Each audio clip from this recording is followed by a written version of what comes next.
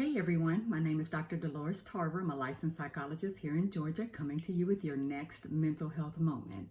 And today we will be discussing boundaries. July is National Minority Mental Health Month, and I want to spend some time this month talking about issues that are related to typically underserved groups, particularly when it comes to therapy. And these issues are not necessarily limited to those ethnically and racially diverse groups, but they are things that I commonly hear people talk about. So boundaries is a universal thing, but when it comes to boundaries, there are some specific things that I think is important to highlight that we will discuss today.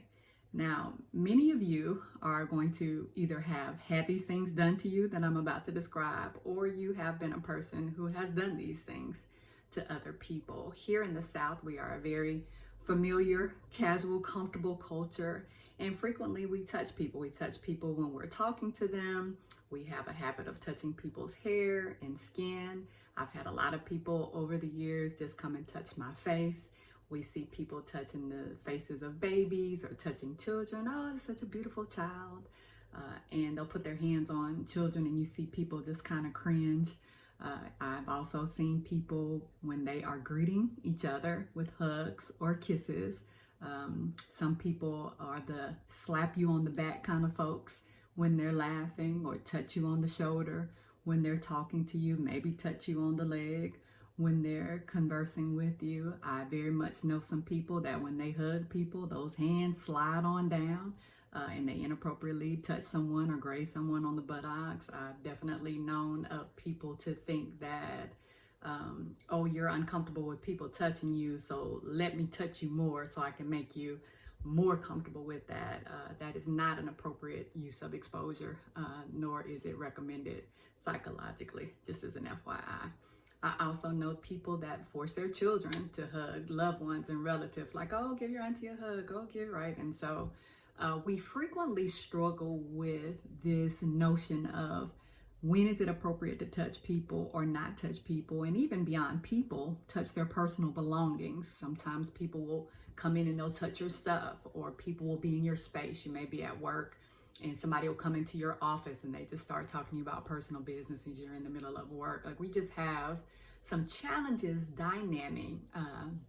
navigating, or rather the dynamics of everyone's space. And we think because we're comfortable with things, other people are comfortable with things. You've probably been on an airplane with people that sit beside you and they just tell you their life story when all you really wanted to do was read a book or watch a movie or just take a nap. So it's important that we talk about these things. One, because boundaries are things that are taught early in life, or it is recommended that they are, even with our young kiddos, talking to them about personal space and touch in their bodies and being comfortable with their bodies, but also how to set boundaries with other people around touching them. But also it gets into this notion of consent. Like, I think that oftentimes we get very comfortable in assuming that we have people's permission to touch them or be in their space. And we think by virtue of a particular type of relationship sometimes that gives us an automatic pass to be able to touch people, touch their things, be in their space, even if they haven't necessarily given us permission to do so. And I know we often talk about consent when it comes to engaging in sexual behaviors, but that is not the only time that consent is important. And it is very important that we recognize that in order for someone to consent, they have to be psychologically, emotionally, cognitively, right, capable of being able to make that decision. And frequently we put people in those positions to consent when they really don't have the ability or capacity to be able to consent. And we want to make sure that any interactions that we have, that a person is not feeling compelled or obligated or fearful. And so they just allow us to do it, but may not necessarily be comfortable with it. And oftentimes we take people not responding, not saying anything, right? You slap that person on the butt and they just kind of walk off and don't say anything, and you take that to mean that they were comfortable with that, when really they were very uncomfortable with that, but may have not felt safe enough to be able to say anything about it. And even as we're talking about being able to engage in relationships and those boundaries, how do I decide who to get in a relationship with and what type of relationship, then we make some assumptions about people being able to make good decisions and consent to relationships, particularly if there is a significant age difference. And that is also not necessarily the case, because we know whenever there are power dynamics in a relationship, then that will maybe compel someone to engage in things that they're very uncomfortable with. And we see this also a lot when it comes to, I like to look at the dynamic of older women and younger men, because frequently people look at the other dynamic and don't consider our young boys.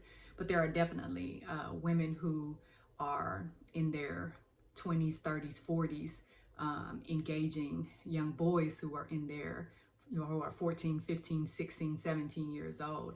And that dynamic is not in a place where that young boy can consent, because he's not developmentally even at a place where he would be able to do so. And so we will say that people were dating when they really weren't dating, because dating implies that there is a consent present, and that doesn't necessarily end up being the case in some of these situations. So I want to talk a little bit more about that. So frequently people have this adverse reaction to hearing words such as sexual harassment or sexual assault or rape. And so they immediately, because of that visceral response to those words, like, oh, I'm not that, I don't do that, I'm not, right? But oftentimes we are putting ourselves in situations where we may not necessarily describe ourselves in those terms, but we are engaging in behaviors that absolutely would meet those criteria. And so people frequently will tell me that there's no way that I could rape my partner, my spouse, my girlfriend, boyfriend, because we're in a relationship. So that gives me ongoing consent all the time. I don't have to continue to ask this person, check in with this person about whether or not they want to engage. And that is absolutely not true. So let me go ahead and dispel that myth for you right now. It is absolutely possible for you to rape your partner. And consent needs to be enthusiastic. Permission needs to be granted. And I know some of you are like, oh, what do I have to get a contract every time I want to engage my partner? Not necessarily. But what I will say to you is, when a person is giving consent, they are allowing you to be in their space, then there are some behavioral things that a person will engage in to let you know that, yes, they want to engage in this behavior, their participation. When you see people stiffen up, that is not an indication that they're comfortable. So it is on us to pay attention to our partners and to people around us. The ownership is on us. So if this person is stiffening up, then they are not comfortable. And so that means we need to adjust. And I need to check in with this person. Hey, what's going on? I'm noticing your body language is stiffening. When somebody is wanting to engage in a behavior, then they're going to reciprocate. They are going to be just as passionate as you are about engaging in that behavior. And so if they are motionless there, that is not active participation, i.e. that is not consent. And the same is true if we look at other behaviors, like a person coming into your office. And I know this is a common thing that people will complain to me about. People will come, they'll be in their offices working, and people will come, they won't knock. They'll just push the door open and come on in and start talking to a person while they're in the middle of something. This person typing while you're talking to them, not engaging you, that is not consent. They are not giving you a permission. They are not saying this is okay behavior. What they are saying to you is, I wish that you would allow me to focus on my work, because that's what I came here to do. I'm not necessarily interested in this conversation at this time. And maybe I'm not interested in this conversation at all, but it is important that we consider all available information when we're talking about navigating these boundaries. And sometimes we mistake people not speaking up again as volition. They are interested in engaging in this. But I encourage you to consider that sometimes people don't feel comfortable speaking up for a variety of reasons. They may have had a previous traumatic experience speaking up. They may have been taught in their families to respect. They respect people in authority. You respect your coworkers, right? So you just allow people who have a certain level of authority in your mind, or a certain position, it might be a family member, to do the things that they want to do, even if it's uncomfortable for you, because you've been taught that that's what you're supposed to do. There are also people that are very fearful. If I don't allow you to do whatever this behavior is that you're attempting, then it could be worse for me. And so my silence may allow this to be over quicker. I may be able to get through this. It's a protective mechanism for me. It might allow me to be more safe. And so I caution people against just blanketly saying, well, y'all to speak up. If you don't like something, usually you're grown, you could write. So we make some assumptions about people being able to use their voices when their voices may have been taken from them previously. And that might be something they're working on, is their assertiveness, their ability to be able to emphatically say no. They may be using more nonverbals to communicate that message. But again, the ownership is on you to be paying attention to these nonverbals instead of bullying people into things that may not be comfortable for them. And I think it's important that we recognize that there are just some dynamics that are very different in our relationships, whether that is a male talking to a female, a larger female talking to a smaller male, or a smaller female, if that's a parent talking to a child, regardless of the age, if that is someone in a leadership position, a pastor, a employer, those kind of, so that already sets up these hierarchies in the relationship. And often, again, people are not comfortable speaking up against someone who they perceive to have that level of power over them. And so it is, and even in our friendships, sometimes we don't want to hurt people's feelings. We've been taught, like, if you love someone, then you give them grace and allowances. And even if that means that you're uncomfortable, that's the sacrifice you make so that someone else could be more comfortable. Like, that's how you express your love for them. And so I think it's important that we are aware of these things so we don't inadvertently become bullies to people by forcing what we want to do onto them. I think it's very important also that we just adopt a policy of being a little more formal in our interactions as opposed to more casual. And that doesn't mean that you very sternly stand in front of people. Oh, how are you today? I just want to make sure that it's okay that I talk, because I think that's very dismissive of a person's experience. And I think that is also making light of something that is a very significant issue. We very much know domestic violence and child abuse are things that people struggle with more frequently than we would like to be comfortable talking about, but that also people are victims of sexual assault, and that our children are often exposed to things at early ages that later shape them in life to have some challenges in terms of how they engage others sexually. So these are real things that we need to talk about, and we need to start again early. So I want to give you some guidelines and some boundaries that I think may be helpful in terms of just respecting people's personal space, setting these boundaries, and being able to navigate these social interactions, particularly now that COVID has happened. We're evaluating now even more than ever, how much do we really need to touch people and touch people's things? How, do we want to limit the amount of contact we just have in general to reduce risk factors for a lot of things? So I think these guidelines can be helpful for that as well. Again, I want to remind people that a lack of response is not an indication of consent or comfort. Just because somebody doesn't say anything when you do something doesn't mean they're comfortable with it. So I encourage you to check their nonverbals, their body language, how their body is moving, have their eye contact when you are engaging them in particular behaviors, particularly if you're in a person's space.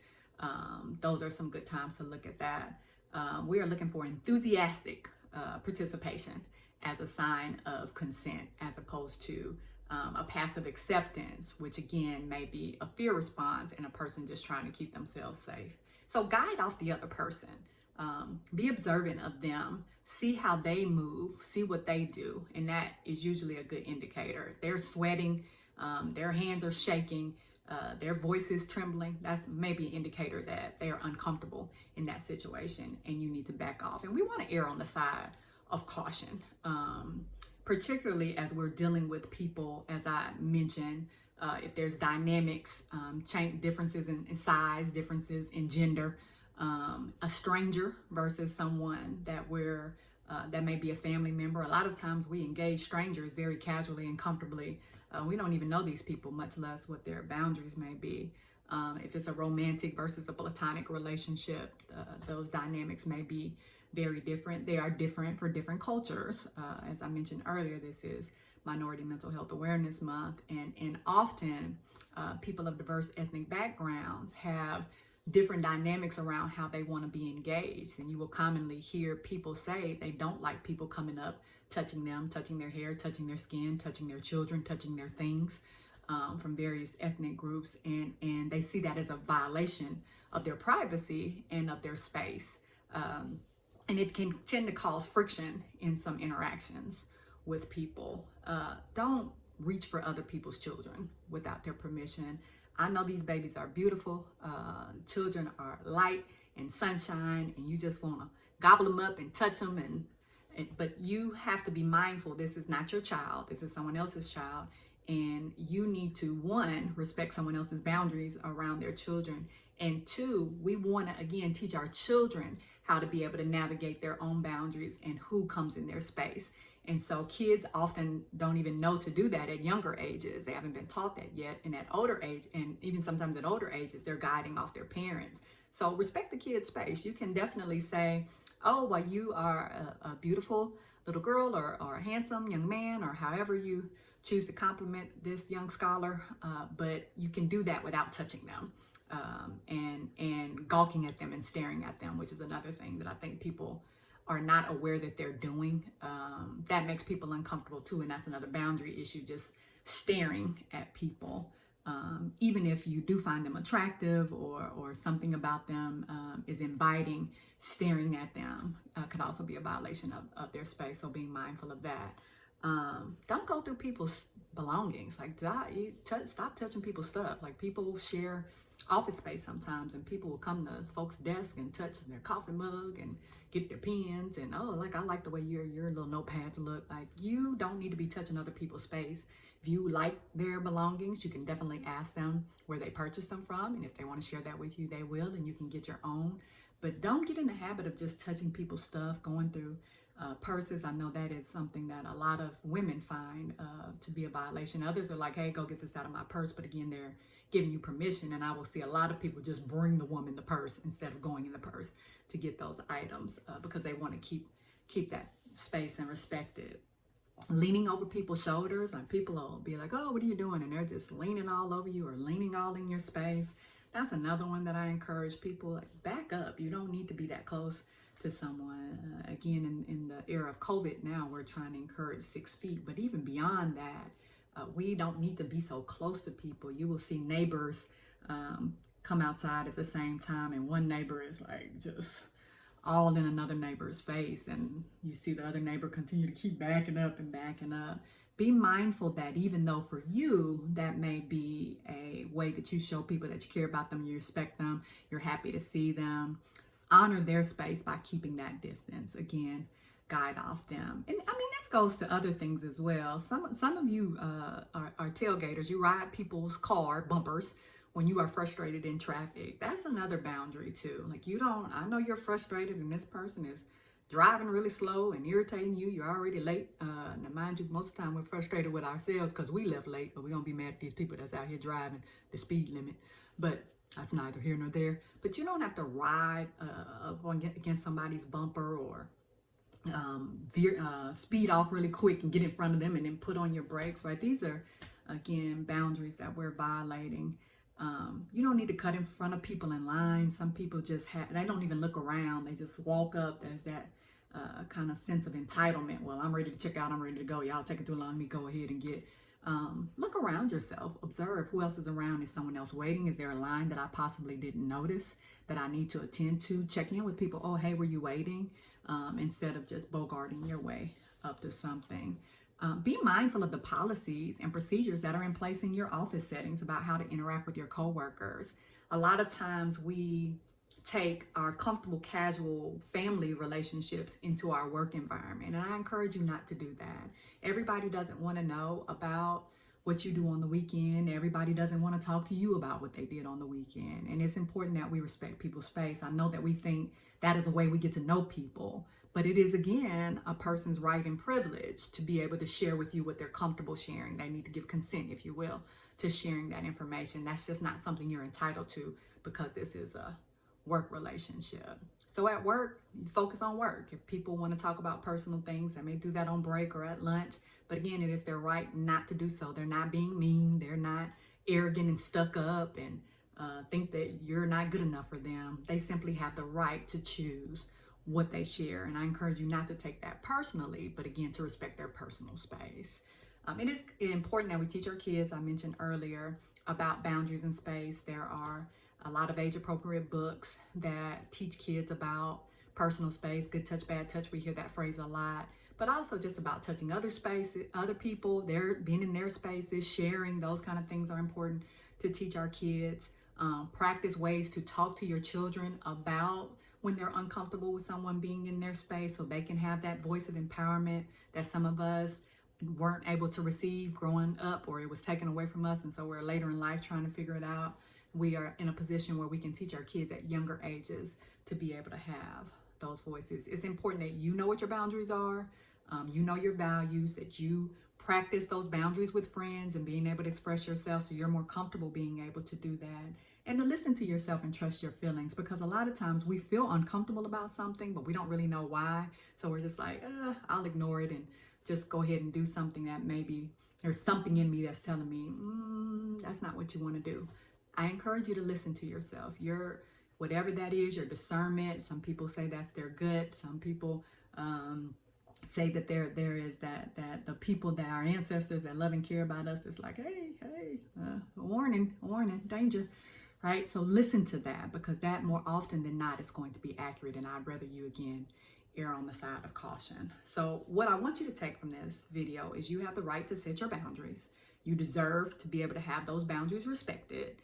And again, you don't have to agree with a person's boundaries. It may not be what your boundaries are, but it is important that you maintain a person's boundaries. So regardless of if you think that they are valid or just or understand them, you still respect them enough to maintain that boundary, because that is, again, the what this person set as what's comfortable for them and what they're giving consent and permission for someone else to do to them. Okay? Be encouraged and be boundaried.